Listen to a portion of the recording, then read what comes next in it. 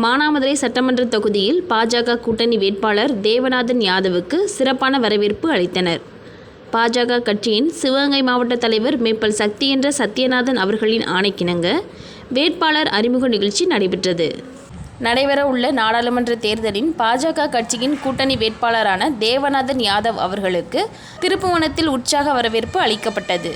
அப்போது தொண்டர்கள் மத்தியில் தேவநாதன் உரையாற்றினார். இருக்கின்ற தேர்தல் இது சாதாரண நாடாளுமன்ற தேர்தல் அல்ல. எனக்கு முன்னதாக பேசிய நீண்ட உரையாற்றிய அன்பு அண்ணன் மருது அழகராஜ் கூறியது போல இந்த தேசத்தை பாதுகாக்கக்கூடிய தேர்தல்.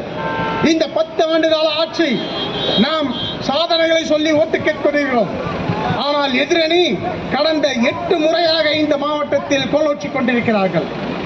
அண்ணன் கூறினார், அந்த சீனாதான குடும்பத்திற்கு என்ன இங்கே நம்மை நேர்ந்து விட்டார்களா என்று கூறுகிறார். அதை மாற்ற வேண்டும். திராவிட முன்னேற்ற கழகத்தின் ஆட்சியை வீழ்ச்சி அடைய வேண்டும். வீழ்ச்சி அடையக்கூடிய முதல் கட்டம் இதுதான். முதல் அடிக்கல் நாட்டு விழா.